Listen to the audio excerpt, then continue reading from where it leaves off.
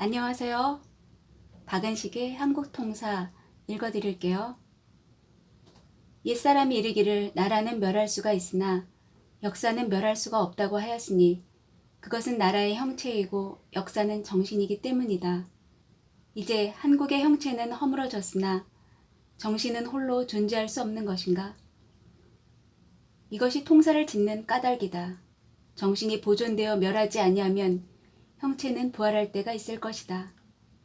이 구절은 일제의 나라를 빼앗기고 민족의 존립마저 위태로운 1915년 박은식이 중국 상해에서 출판한 한국통사 서원에 나오는 말로 저술의 의도를 잘 보여준다. 비록 책 이름을 아픈 역사란 뜻의 통사라 지었지만 그는 역사를 통해 우리 민족의 정신을 일깨우면 궁극적으로 나라를 되찾을 수 있다는 희망을 품고 이 책에서 한국 근대의 역사를 일목요연하게 정리하고 있다. 비록 그의 소망과 달리 생전에 광복의 벅찬 감격을 누리지 못했지만 또 다른 저서인 한국 독립운동 지열사와 함께 이 책은 일본인의 가슴을 오싹하게 했다. 바로 이런 점에서 한국 통사는 나라와 나라, 민족과 민족, 개인과 개인이 상호 동등하고 평화롭게 살 수 있는 길을 지난 역사에서 찾으려는 고전으로 자리매김할 만하다. 저자 박은식에 관해서 간략히 소개해드리겠습니다. 박은식은 1859년 황해도 황주에서 태어났다. 1910년 공망 이후에는 일제에 대항하기 위해 중국으로 망명하여 독립운동에 투신하였다. 이후 대한민국 임시정부의 제2 대통령으로 취임하여 독립운동 노선의 분열로 흔들리는 임시정부의 위상을 재정립하고자 하였다. 그러나 그는 1925년 11월 그토록 소망하였던 건국사를 쓰지 못하고 노안으로 서거하였다.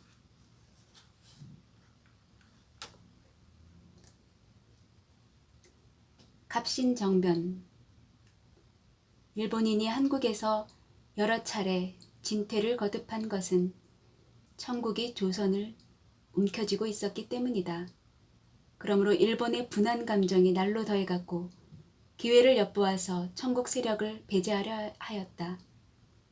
이때 김옥균, 박영효, 홍영식, 서광범 등은 소년당으로 일본과 친밀한 자들이었으며 민태호, 조영하, 윤태준, 어윤중 등은 노성파로 청국과 친했던 자들이다. 같은 시기에 러시아 또한 추종 세력을 몰래 심었으니 러시아 공관 서기로 근무했던 베베레의 부인은 궁중을 자주 드나들었고 우리 정부 또한 김하고 등을 블라디보스톡으로 파견하여 우위를 증진하였으며 한규직, 이조연, 조정희 등은 친러당이 되었다. 세 당이 이처럼 분립하여 서로 다투는 계기가 만들어졌다. 이에 친일당의 여러 사람들은 친청, 친러 양파를 제거하고 개혁을 단행하고자 하였다. 개미년 1883년 11월 일본 공사 다케조의 신이치로가 본국으로 돌아가고 김옥규는 차관 도입을 핑계로 일본에 건너가서 청국을 배제할 계책을 은밀히 개진하였다. 일본 조정에서도 기뻐하며 이모군란 때 청산되지 않은 배상금 40만 원을 면제해 주겠다 하면서 그 진행을 도왔다. 김옥균은 드디어 학도 20여 명을 인솔하고 귀국했다. 마침 마건충 또한 공무로 귀국했다. 1884년 9월 다케조에가 조선에 다시 돌아왔다. 이때 중국과 프랑스 간에 청불 전쟁이 일어났다.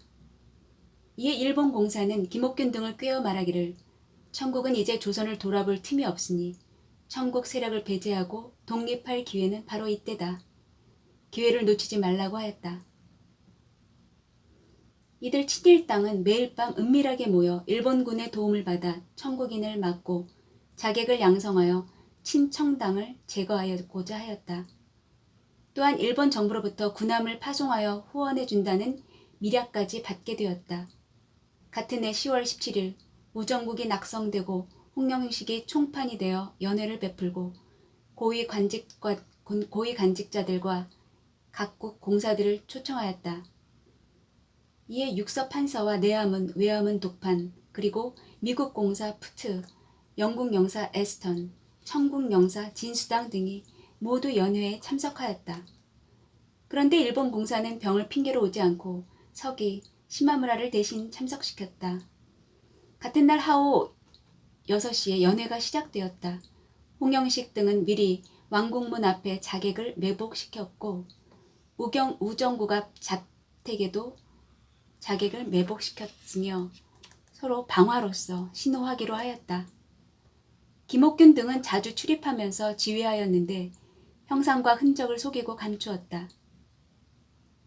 10시가 되어 갑자기 담장 밖에서 불길이 일어났다. 그때 달이 밝아 대낮 같은데 불빛이 높이 솟아올랐다. 민영익은 불을 끄기 위해 먼저 자리를 박차고 일어나 문 밖으로 나오니 자객이 앞 개천에서 나와 그를 칼로 내리쳤다. 민영익이 몇 군데 상처를 입고 들어와 쓰러지자 빈객들은 모두 크게 놀라 얼굴빛이 달라졌다. 친일당은 여기에서 친청당을 모두 살해하려 하였으나 단지 민영익 한 사람만을 부상시켰다. 박영효, 김옥균, 서광범 등은 대궐로 바삐 달려가 바로 침전에 들어갔다. 미리 내통하던 궁녀가 문을 열고 기다리고 있었던 까닭에 들어갈 수 있었다. 그들은 헐떡이며 급히 아뢰길 청나라 군사가 난을 일으켜 불빛이 성 안에 가득하고 대신들을 찔러 죽이고 있으니 급히 이 자리를 옮기시어 피신하소서라고 청하였다. 아울러 일본 공사를 불러들여 호위케 할 것을 청하였으나 왕은 허락지 않았다. 김옥균 등은 울며불며 매달리다가 빨리 옮기라고 윽박질렀다.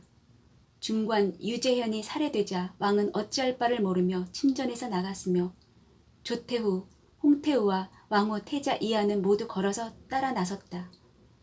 영숙문에 이르러 갑자기 총성이 들리자 김옥균 등은 급히 외치길 외병들이 많이 오니 서둘러야 한다라고 하였다. 그것은 친일당이 이미 이곳에 사관 생도들을 매복시켜 놓았다가 왕이 이르는 것을 엿보아 총소리를 내기로 암호로 삼은 것이었다. 그들은 다시 일본 공사를 불러들여 호위케 해야 한다고 청했으나 왕이 허락지 않자 김옥균, 서광범 등은 품고 있던 연필과 서양 종이를 꺼내어 일사레위라는 네 자를 쓰고 증거할 수 있는 인신도 없이 일본 공사관에 보냈다. 왕의 수레가 경운궁에 당도하자 일본 병들은 이미 행랑채에 가득하고 일본인 통역관 아사야마 겐조는 맞아 배웠고 공사 다케이조는 따라 들어왔다. 왕은 동상에 거처하시고 일본 공사와 친일당은 청사에 자리 잡았다. 조금 후 사관생도 12명이 왕궁에 들어와 애워쌌다. 김옥균, 홍영식 등은 슬퍼하여 우는 표정을 짓고 있었다. 이에 일본 병은 궁궐문을 애워싸고 친일당은 그 가운데 자리하면서 명령을 제정하였다. 18일 새벽 좌영사 이조연, 후영사 윤태준, 전영사 한규직 등이 몰래 모의하고 청국 병령에 이 사실을 알렸다. 김옥균 등은 그들을 의심하고 생도들을 시켜서 후당으로 강제로 끌고 가 살해하였다. 해방 총관, 민영옥, 보국 민태호, 조영하 등도 교지를 고쳐 불러들이고 들어오는 즉시 죽였다. 친일당 수십 명이 왕을 좌우에서 애워싸서 위협하고 꼼짝도 못하게 하여 왕이 행동을 자유로이 할 수 없게 하였다. 어찬 또한 때를 맞춰 올리지 못했다. 오전 10시경에 보국 이재원의 집인 개동궁으로 어가를 옮긴 다음 파수를 더욱 엄하게 하였다. 왕궁문을 드나드는 자는 친일당의 시중꾼들로 일본인 장교, 교관의 시표를 휴대한 자에 국한했다. 김옥균 등은 드디어 왕명이라고 속여 새로운 정부를 조직하였다.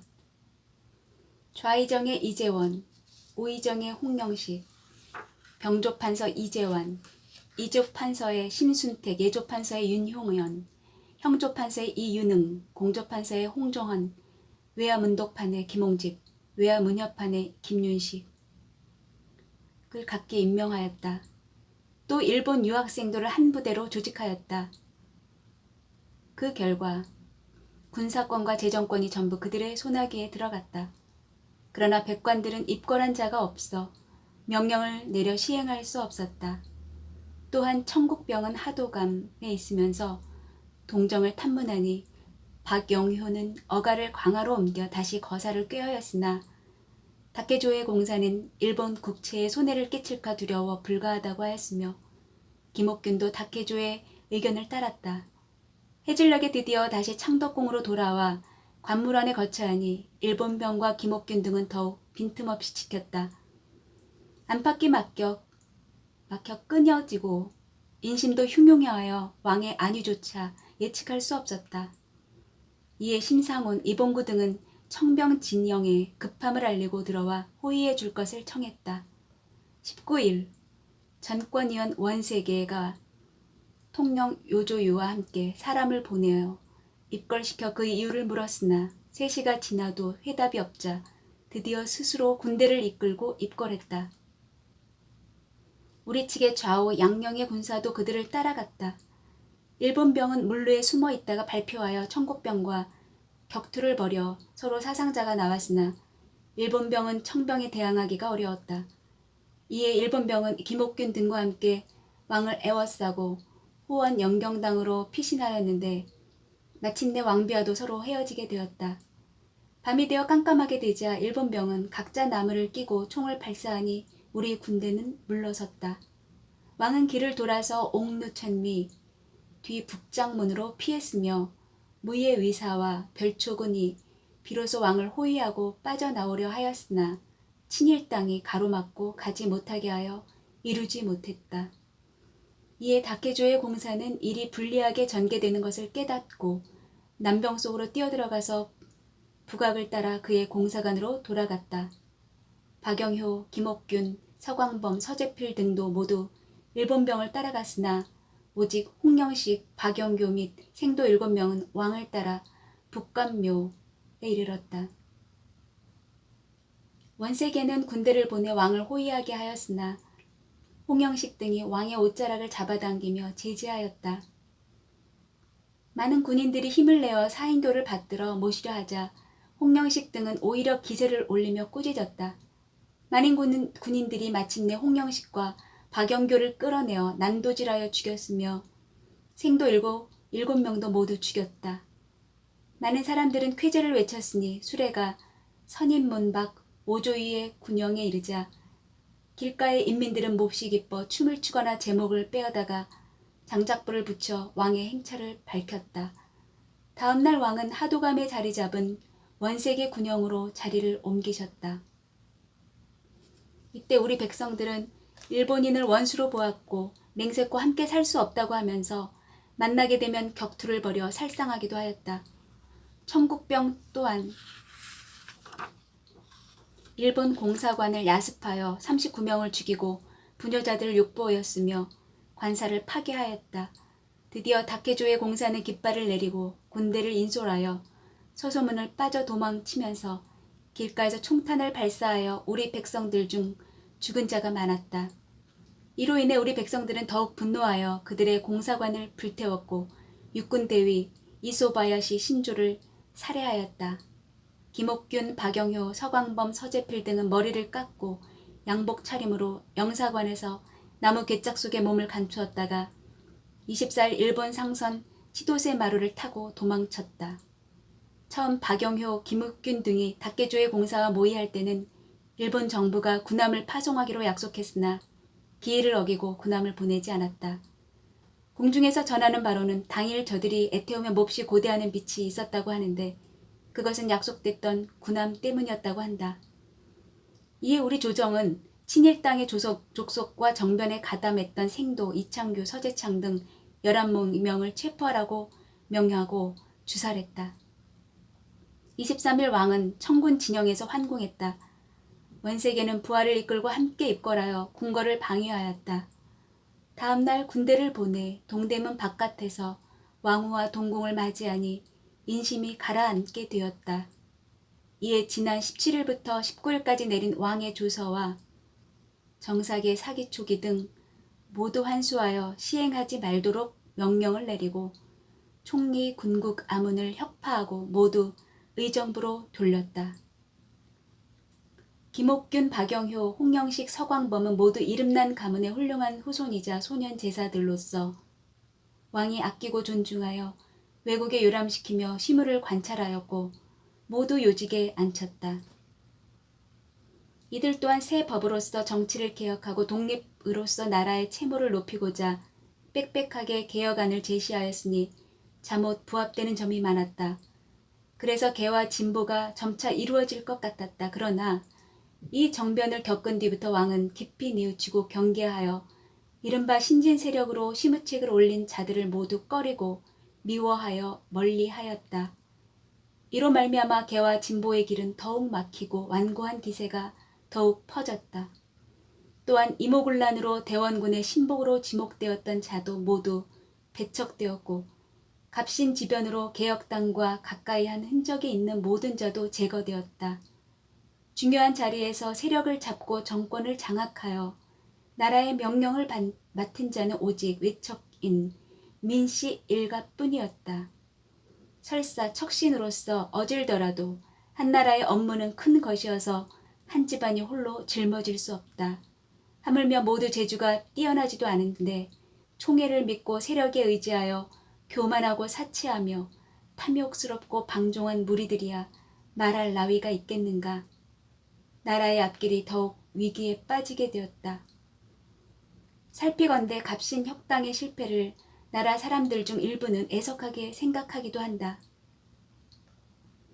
김옥균 같은 이는 나라 사람들이 그의 재주를 칭찬하였으며 일본인 또한 많은 사람들이 숭배하여 그의 본전을 저술하거나 그의 필적을 진귀하게 간직하고 혹은 그의 무덤에 절하며 평생토록 사모하는 자도 있으며 그의 머리카락을 습득하여 보존하면서 영웅의 피라 말하는 자도 있었다. 그가 이러한 명성을 얻는 것은 진실로 헛되지 아니하니 갑신 정변의 계획은 그가 주장하여 이를 꾸민 데서 나왔기 때문이다. 나에게 갑신 개혁당에 관계되어 정변의 사정을 잘 아는 친구가 있다. 내 일찍이 갑신 정변에 말이 미치게 되어 만약 정변이 실패하지 않았다면 그 결과가 어떻게 되었을까라고 말했다. 그가 말하기를 가히 아까운 일이다. 그러한 인류 제사가 일본인에게 팔려 이러한 큰일을 저질렀다라고 하였다. 내가 어째서 그런가 하니 그가 대답하기를 저들 일본인이 어찌 다른 나라의 백성 위하여 남의 아름다운 덕을 진실로 도와 이루고자 하는 사람이겠는가. 한편 저들은 우리나라를 침략하려는 뜻을 품고 고사를 들이지 않는 날이 없었다. 우리의 진보는 저들에게는 불리한 것이므로 우리에게 진보하려는 기세가 있을 것 같으면 저들은 반드시 온갖 방법으로 해치려 들 것이요 도와주려 하겠는가? 무릇 저들은 여러 번 천국인의 우세에 굴복하였으므로 한 번 도약하여 능가하고자 하여 많은 꾀를 짜내었으나 들어갈 구멍이 없는 꼴이 되었다. 그런데 우리의 젊고 영민한 선비가 바야흐로 일본의 새로운 물결에 심취하여 독립의 영광을 흠모하자 저들은 곧 이것을 알아차리고 이용하기 위하여 청나라를 밀어내고 독립한다는 이른바 배청 독립으로서 꿰면서 원조를 허락하였으나 실상은 한국과 중국 사이의 나쁜 감정을 도발시켜 이득을 빼앗는 것이었다. 우리의 젊고 영민한 선비들은 이것을 살피지 않고 저들의 의지에서 이를 이루려다 하가 그 꿰매에 빠져 함정에 빠진 것이다. 또한 애석지 아니한가. 실로 그렇지 않다면 저들이 군함을 파송한다 약속하고 어찌 갑자기 배반했겠는가. 이것이야말로 누각에 올라가도록 가르쳐 놓고는 오히려 사다리를 치워버린 셈이다. 김옥균이 망명하여 일본 도쿄에 있으면서 다시 거사를 도모고자 하였으나 저들은 이내 추방하여 오가사와라 섬에 유폐시켰으니 어찌 그를 아껴서 도와준다고 하겠는가.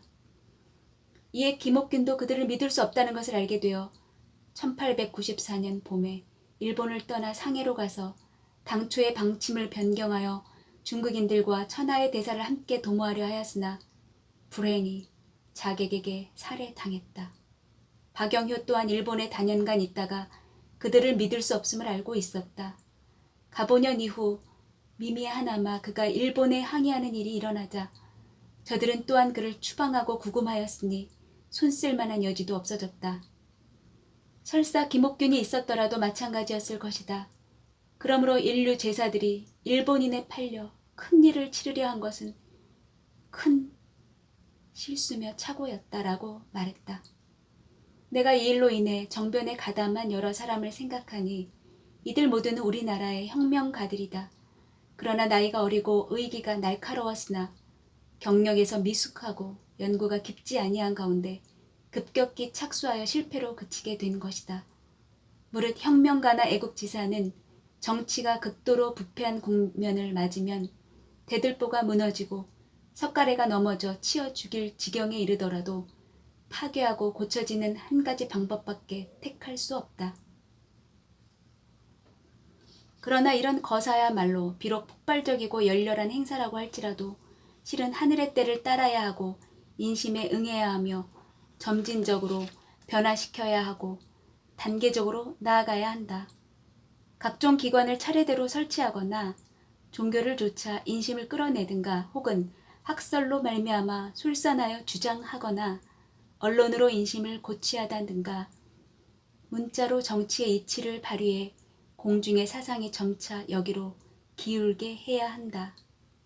그 후에 정치 방면에 들어가 맹렬히 급격한 수단을 사용하되 찬성하는 자가 많아지고 반대하는 자가 적어졌을 때 새로운 정치를 세워야 아무런 방해물이 없게 된다. 비록 하루 동안에 성공한다 하더라도 실은 수십 년의 오랜 시일을 미리부터 준비해야 할 것이다. 이것이 세계 혁명사의 경험이다. 근본 정변에 참여한 이들에게는 기관으로 사람들의 사상을 이끌어 찬동하는 사람을 획득하려는 것도 없이 갑작스럽게 거사를 벌이니 행동이 포악하게 되었다. 위로는 군부에서 얻지 못하고 가운데로는 관료에서 얻지 못하고 밑으로는 국민에게서 얻지 못하여 사면에서 적을 만난 것이니 그 어찌 성사될 수 있었겠는가. 한편 무릇 혁명가는 천하의 지극히 어려운 것을 무릅쓰고 천하의 지극히 험한 것을 밟아야 하며 오로지 자기의 힘으로써 나와야 하거늘 오히려 외국인이 우리나라의 내흥을 이용하여 심한 간섭을 하였다. 하물며 우리 자신이 스스로 해결하지 못하고 다른 사람의 힘을 빌려서 다른 사람에게 권한을 주니 설사 성공한다 하더라도 저들은 반드시 손을 거두고 돌아가려 하지 않을 것이다.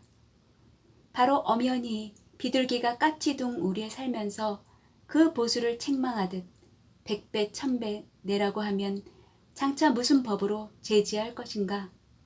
다른 한편 독립도 자기 힘으로 얻어야 바야흐로 공고함을 유지할 수 있다.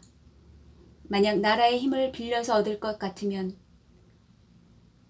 이른바 독립이란 것은 단지 헛된 이름인데다가 이름 또한 오래가지 못하니 어찌 고귀하다고 할 수 있으리요.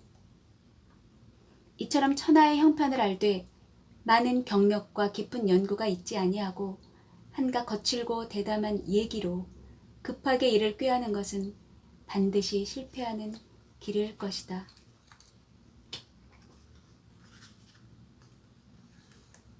이토우가 보호조약을 강제로 체결하였다. 1905년 11월 10일 일본 특파대사 이토 히로부미가 경부선 열차를 타고 서울에 왔다.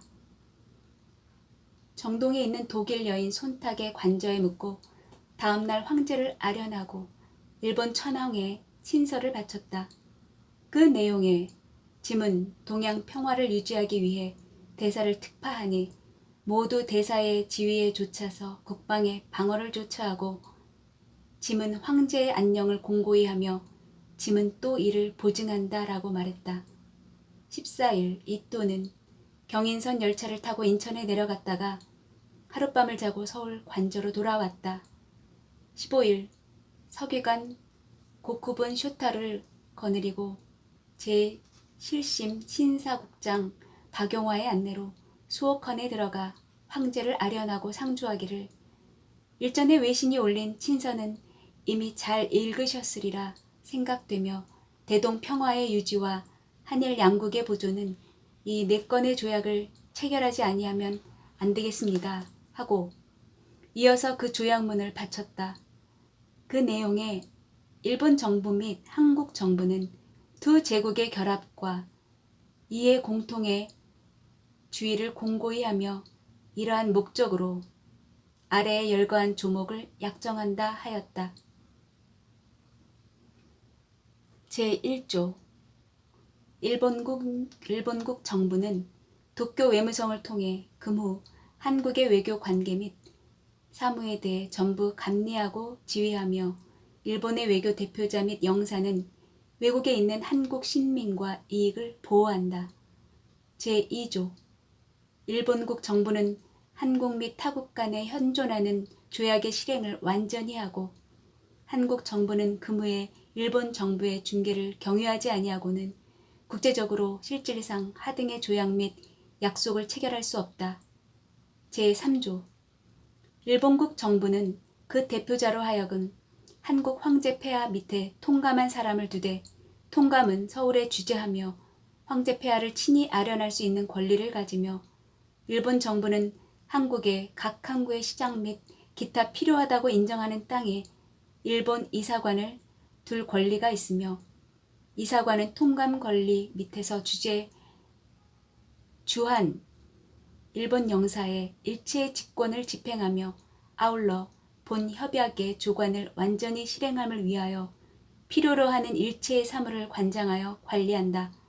제4조 일본국 및 한국 간에 현존하는 조약 및 약속은 본 협약 조관에 저촉되는 것을 제외하고는 모두 그 효력을 계속한다. 제5조 일본국 정부는 한국 황실의 안녕과 존엄의 유지를 보증한다.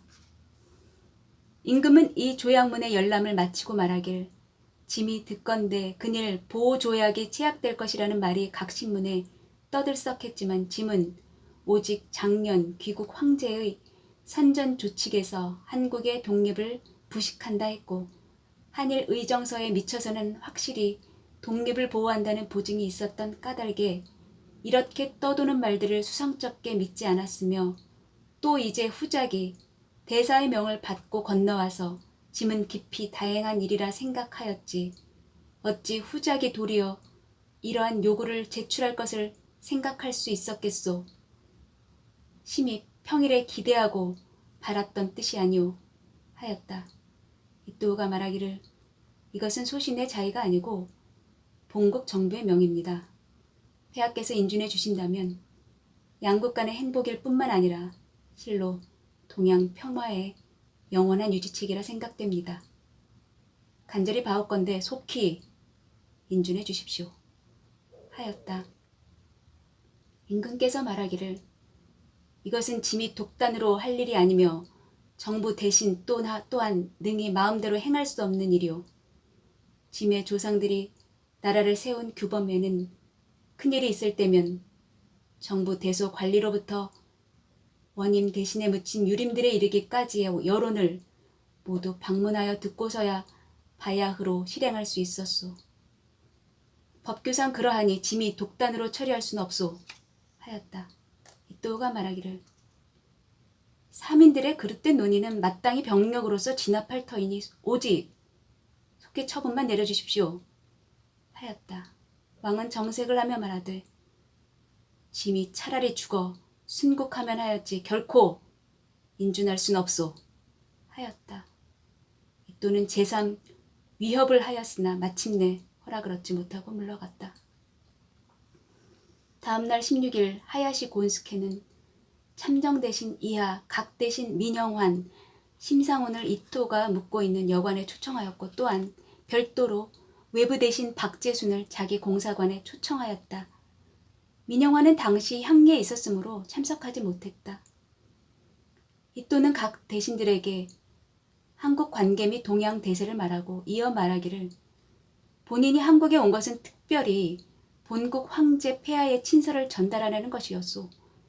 이때를 맞이해서 동양 평화의 영구한 유지가 요망되니 부득불 이 조약을 체결해야 되겠소 라고 하였다. 참정 대신 한규설이 말하기를 귀특사에 논하는 바 대세관계는 그렇다고 생각하오.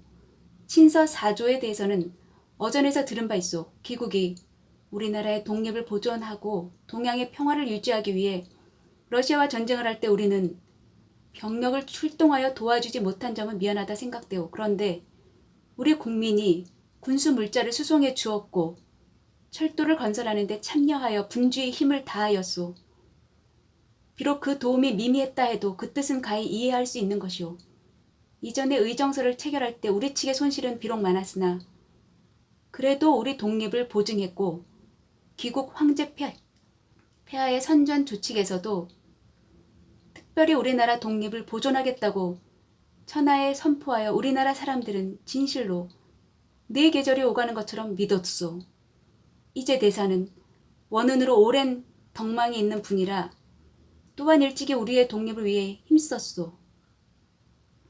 그러므로 우리 국민들은 대사가 반드시 우리나라의 독립을 침해하지 않을 것이라는 확신을 하고 축하로서 경의를 표하지 않는 사람이 없는데 어찌 대사로서 이러한 일을 하리라고 생각했으리오. 매우 두터운 명성과 인망에 크게 어긋날 뿐만 아니라 또한 결단코 행할 수 없소 하였다. 참정 대신이 말하길 당연히 처지를 바꿔 생각건대 이제 인도로서도 강제할 수 없는 것을 강제하니 좋을 수 있단 말인가? 이 몸을 죽일지언정 마음을 굴복시킬 수 없소. 오직 바라건대 반성해 주시오. 하자 이또는 물러나와 의석에 나가 말하기를 참정 대신 한 사람 비록 부결했다 하더라도 모든 대신들이 이미 모두 개정하는 것이 옳다고 하였으니 이 안건은 의결된 것이다 라 하였다.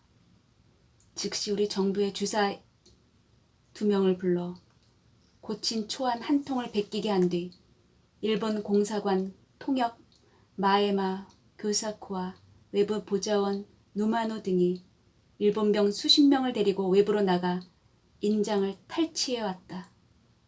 바로 해당 조약문에 날이 나며 말하길 참정 대신은 날이 나지 않았으나 관계없소 하였다. 이에 을사 5조약이 성립되었다. 강제로 조인된 일시는 1905년 11월 18일 오전 2시였다.